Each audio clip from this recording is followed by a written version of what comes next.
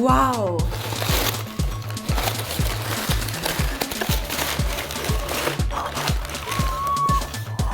Oh my god! They are here!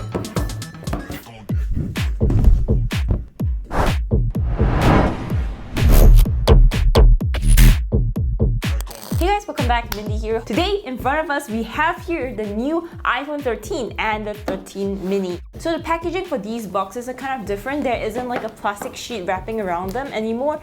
It just has two straps where you just peel out and you can open easily, so saving the plastic, saving the environment. I understand that, respect it. We have a few sheets of paper here, which includes the Apple sticker. There isn't a charging brick as per usual, and this is still Lightning to USB-C, so yes, we're still stuck with that. Now looking at these phones, these are a beauty. This pink, wow. I have never been a big fan of pink, and I kind of like this pink. Both are equally nice. This has like a dark blue tint to it, but you call it midnight.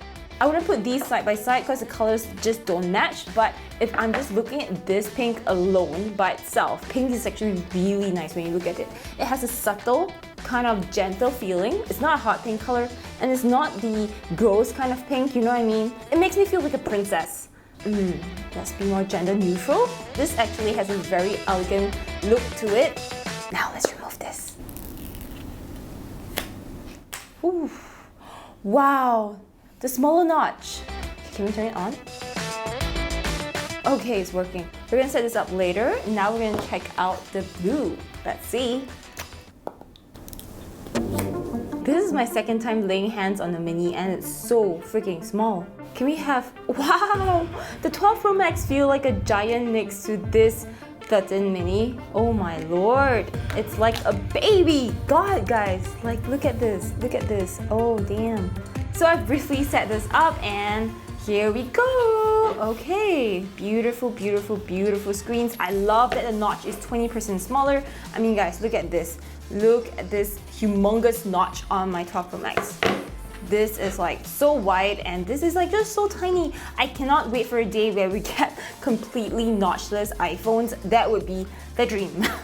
But maybe next year, hopefully. Okay, so the difference between this and the 12 isn't that great on paper. I actually talk about that in details in my previous video, so check it out if you haven't already. Key upgrades to this is the A15 Bionic chip. They also have improved the cameras, and now the cameras are diagonally across each other and they are much better at low light. And this comes with the whole new cinematic mode that allow us to do things like this.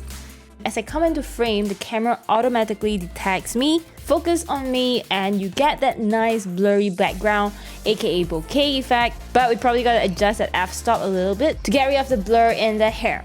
Here, as I turn my head to face Alicia at the back, the camera is supposed to focus on her, but I guess cause it's just a wallpaper and she's not actually here, sadly, so the focus is still on the back of my head. But don't worry, we can still edit this in post on the iPhone itself. Simply pause at the point you want to switch the focus and tap on that area that you want to focus on. And there you go!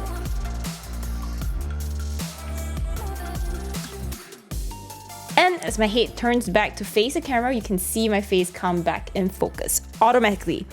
This type of editing is only possible on the iPhone. Not even the Sony cameras can achieve this.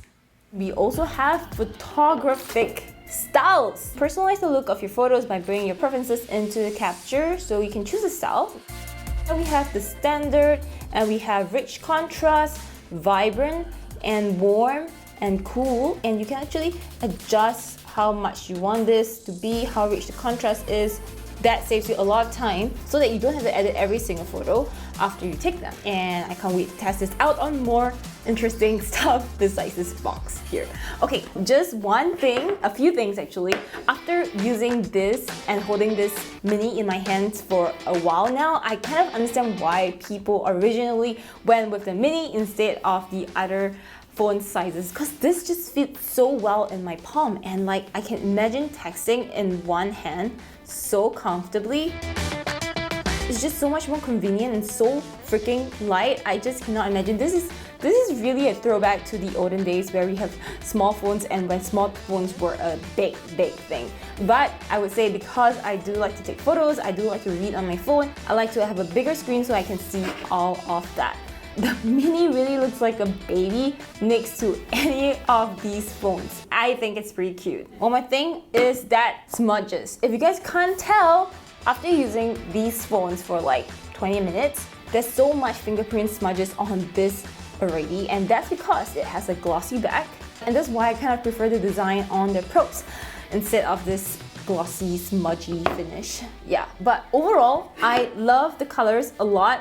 I feel like I cannot see them together because it just hurts my eyes. Midnight Finish by itself looks gorgeous. It's like a dark blue color and I love it. The pink itself makes me feel so freaking elegant. I just feel rich. This is actually kind of growing on me, and let me know if you guys like this color as much as I do, because I am kind of surprised that I like this color. I thought I'm more of a dark blue kind of person, but this is actually growing a lot on me. This is definitely a color I would recommend for anyone who likes pink. It's not the ugly kind, it's a very elegant, very nice, subtle pink that makes you, it just feels nice. But of course, pink is not for everyone, so yeah, you have many options. You have 5 options actually, so that's pretty great. Okay, I'm rambling now. Let me know all the questions you have, and don't forget to subscribe because we'll be checking out the 13 Pros in the next video, and I'm freaking excited because 120 Hz Pro motion display. That's like, I need to see that for myself. And macro photography, gosh damn, that's another thing. So yeah, let me know all your thoughts. Link in the description for everything that I mentioned here. I'll see you guys in a bit. Goodbye. Stay minty and cheery. Goodbye.